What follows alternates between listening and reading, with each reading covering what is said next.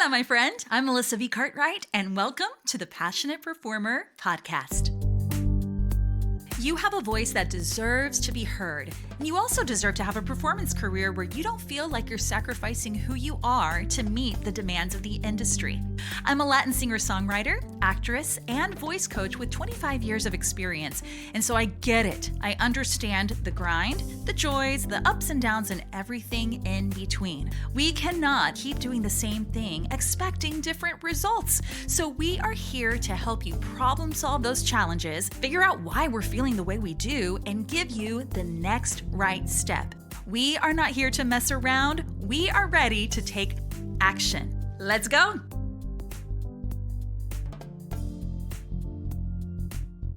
Thank you so much for pressing play. So glad that you are here. Let's jump right in. This episode is for all of the mamas and the papas and the amazing people who are raising and mentoring young and up and coming artists.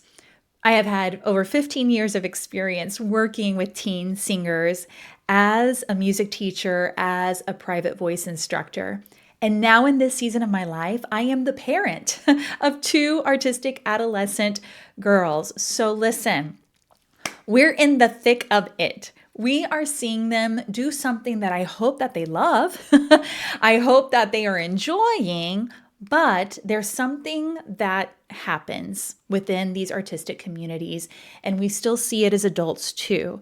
What happens when my teen artist is a part of something that really is exhibiting toxic behavior? We're talking favoritism, precasting without communicating that there's precasting going on, things that you may have had to take or address to an administrator if we're talking about a school setting. But there's plenty of extracurricular artistic programs that exist too, plenty of Broadway camps, music instruction programs that your child may be a part of. Maybe they're volunteering in a community choir or a faith-based organization, playing in the praise band or doing something of that nature. And you see that they really love the art form of singing, of performing, but you have some red flags. You see some concerns. You may see your child just completely stressed out, having some escalated anxiety, being a part of these things when what started out as something fun to do is not so fun anymore. And you're concerned and you're going, what do I do? So let's talk about what exactly is going on. I just listed some behaviors that you're maybe seeing in your teen singer. Maybe you're noticing that they're not necessarily the recipient of behaviors from a director, from a teacher, from an instructor that seem unfair, but maybe they're the ones that are instigating. Maybe they're the ones turning into the diva. Maybe they're the ones that you're seeing like the rest of their peers kind of withdrawing from because they just don't want to be around them. You know, like what is going on? You're like, I know my kid. I know my kid is not the diva. I know my kid is actually a very kind human being. Why are they behaving this way? Okay. And then you as a parent or as a caregiver for this particular individual, you're seeing some red flags, you have some concerns, and I'm here to tell you, not just as a voice professional, as a music teacher, but also as a fellow parent, your concerns are warranted. They are justified. If anything, before we move forward, I want to let you know, I see you, I understand you, and I'm here with you. Because I'm in this as well, making sure that the love for the arts that my children are displaying, that doesn't get snuffed out by some of these things that come up, right? Some of these behaviors, some of these systems. And listen, somebody probably told you when you told them, oh yeah, my daughter actually wants to go to school for theater or for music. And somebody cocked their head and was like, really? I cannot tell you the amount of phone calls I've received from parents who were like, she just told me she wanted to be a music teacher. Is that a viable career? My son just told me that he wants to go to Broadway. What do I do? Almost as though, again, so from a society standpoint, we're still dealing with the arts as a pipe dream, as a career that's not viable because we've seen the starving artists, or we continue to hear those tropes that are told. And now you have a kid who wants to make a living from the arts. Is that really feasible? It is. Now, there's an element of that show business, and there are parts of this career that are very, very challenging. There are things that your child is dealing with now that adults still deal with at a professional level. And I'm not saying that out loud to justify the idiotic behavior. Let me just be crystal clear, because I also see strides in the artistic community, especially as it comes to singers and professional vocalists, where there are healthy things being done, systems being reprogrammed to nurture the artist as a human being, and to make sure that we are creating an industry or continuing to thrive in an industry without losing our ever-loving minds, without putting our health on the line.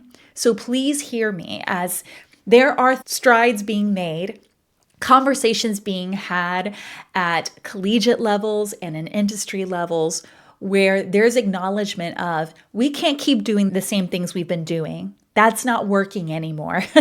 And we're seeing people leave this art form, people leave these careers because they're so burnt out or bitter. I particularly am working with adults who are coming back and actually getting curious with, is there a way to fall in love again with the art form? Is there a way to have a different experience? So hear me. Your child can have a thriving career in the arts. If you're thinking of job security and tons of money, maybe that's where your concerns are coming from. So I just want to acknowledge that out loud, that all of those things that you are thinking, they are real thoughts. They are honest thoughts. Okay. And so that may be swirling in your head as you see your kid navigate a very challenging or an unhealthy educational environment. So that's where we're going to set our sights on for this conversation. Because obviously I just mentioned a plethora of things. We could go down rabbit holes, but I want to just focus on this particular conversation with what's happening in your current child's volunteer/educational artistic environment. So let's talk about a couple of scenarios that you may be having, and then what can we do as soon as you finish listening to this episode to help your child move forward, to help you as a family move forward with making sure that they, number one, feel safe, number two, have fun. That was the whole point of joining that summer camp or joining that choir, was to have fun. Let's talk about when you have an instructor being the one that's displaying toxic behavior. And I want to reference actually an episode that we did in season 1, episode 49, dealing with difficult directors, with my friend and fellow professional actress, Sarah Joy Kane. We talked about this from an adult standpoint, but some of the tips can still be applied to younger artists as well. So I'm going to revisit some of those, and then I want to give you some real life examples of what you could do. Let's say, and I've had these conversations with my own private students who are teens, because a lot of times the voice lesson is a safe container to talk about some of the things that are happening either at school or in other programs that are less than ideal. Let's say you have a teacher, an instructor in the program who's exhibiting some of this favoritism, and they're not even trying to hide it. They are just flat out saying it out loud. So-and-so's my favorite. We see the same people cast in roles. And hear me, I do not agree with casting based on seniority. I know that there are education programs out there that high school seniors get first dibs, then juniors, and then down the line, right, with lower classmen. Personally, I don't agree with casting based on seniority alone as the priority. I do believe in casting based on skill set and ability. And if you do have a freshman who is perfect for the role. They've done the work, right? They fit the director, the teacher's vision for the role. Then I agree with casting that freshman over the senior if the senior is not fit for the role, okay? I want to say that out loud so that we can get ourselves to a place of neutrality and objectivity as best as possible, because that is the way the industry should work.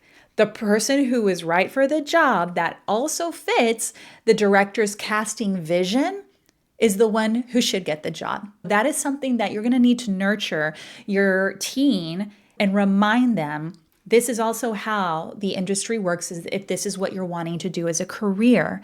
So let's bring that as our starting point, so that if you see a teacher that is playing favorites and you can clearly see, well, my child did everything the teacher asked them to do. A lot of times teachers will welcome the student for feedback. Thankfully, I have been in situations with my own children where they do have teachers that welcome, hey, if you have questions about how your audition went and you want some feedback about what you could do for the next time, please come up and talk to me.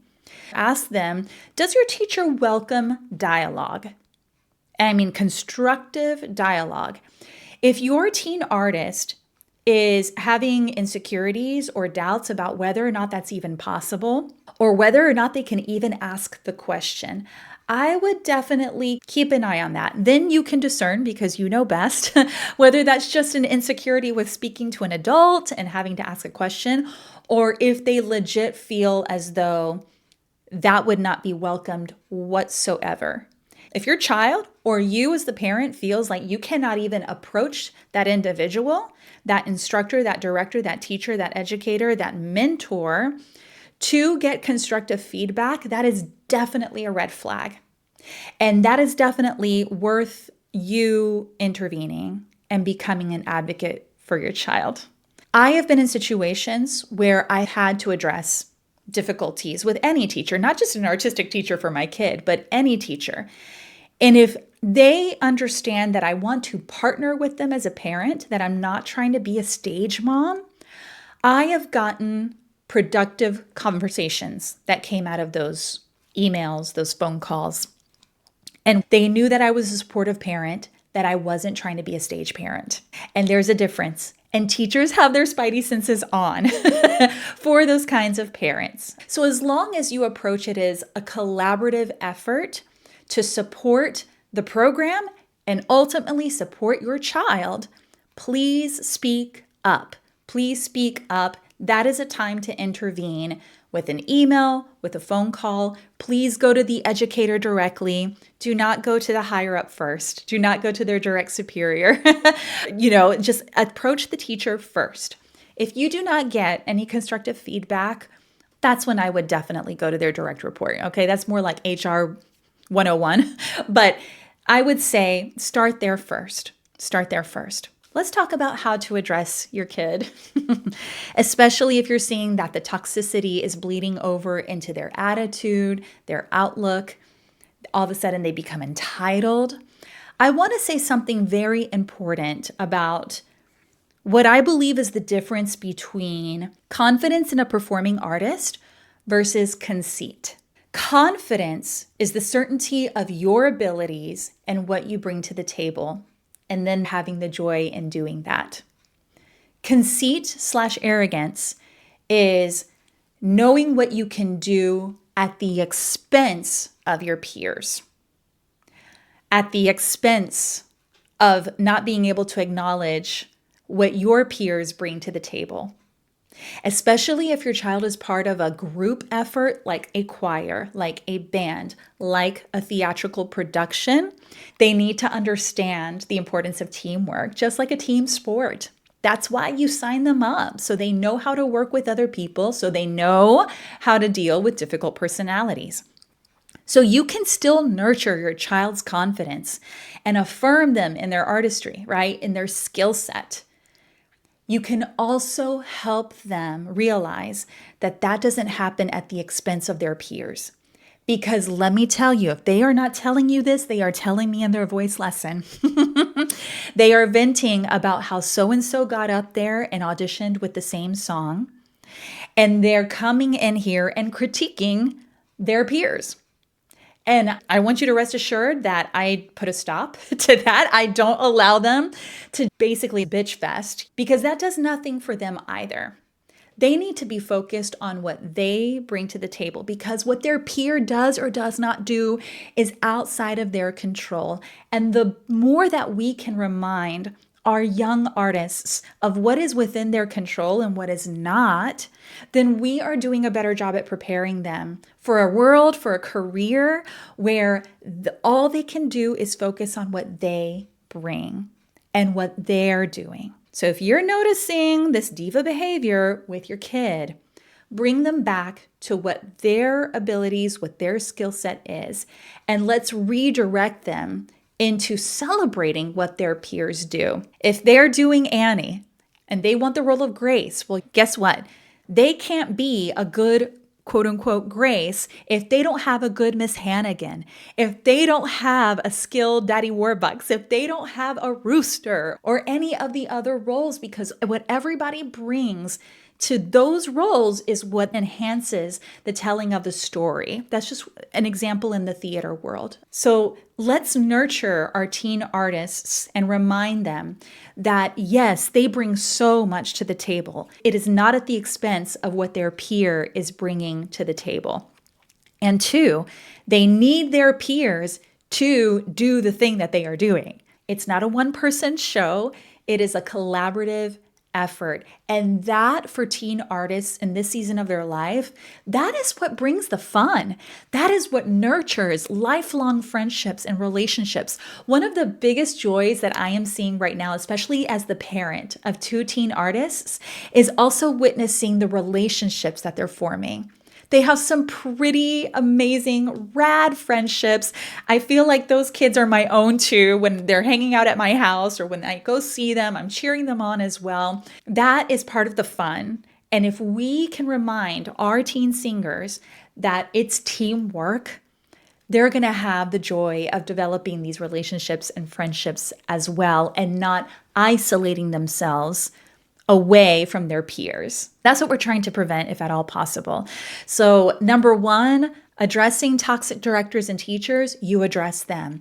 If you're seeing toxic behaviors in your teen, you address them and you remind them of what they can do and of what they are in control of, their skills, their attitude.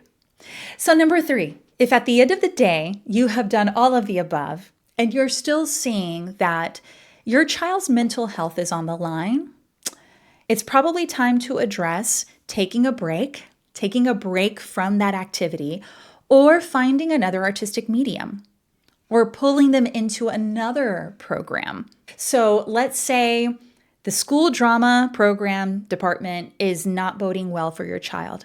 Is there one in the community they can join? Is there a summer Broadway camp? Is there a local voice teacher that within the voice lesson, they can sing the music that they've been wanting to sing and do that maybe they didn't get to in that particular environment? There are a number of resources, and I encourage you to start checking Facebook pages, Facebook communities. Start Googling voice teachers and Broadway camps in your area. There are tons of them. And I am recording this episode on May 13th. I'm already seeing flooding of advertisement for these kinds of things. So they are definitely out there.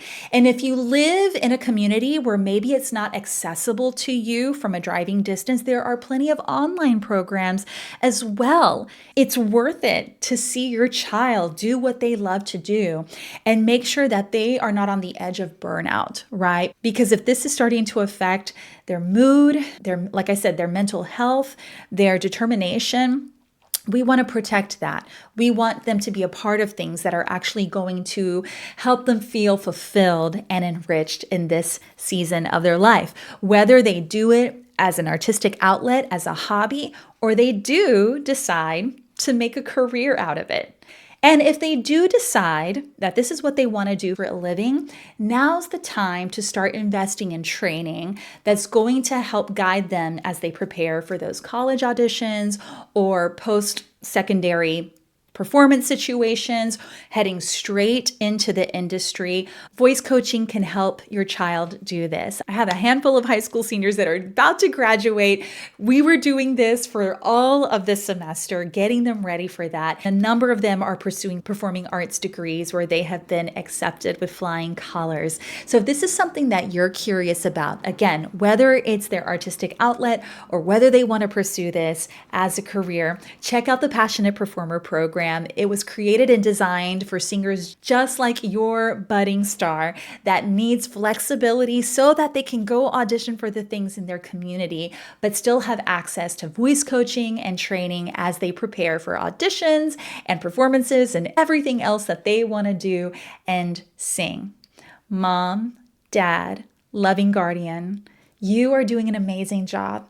And I want to applaud you again for not just washing this away or looking over this as, oh, this will pass. This is just a passing phase. But for you taking the time to just press play on this episode and realize, I want my kid to have fun. I want them to feel fulfilled. And if I see that their skill set, that their gifting, and all roads are leading to a career in the arts, I want to nurture that. So can I just applaud you and say thank you, because it's parents and caregivers like you that make our jobs as music educators absolutely fulfilling and fun, in addition to getting to work with brilliant kids like yours. Please leave a rating, a review. Let me know what you're going to be doing and how I can support you as a parent and also support your teen artist as well. You got this. They got this. Let's make sure we're having fun while we're doing this. I'll see you in the next episode.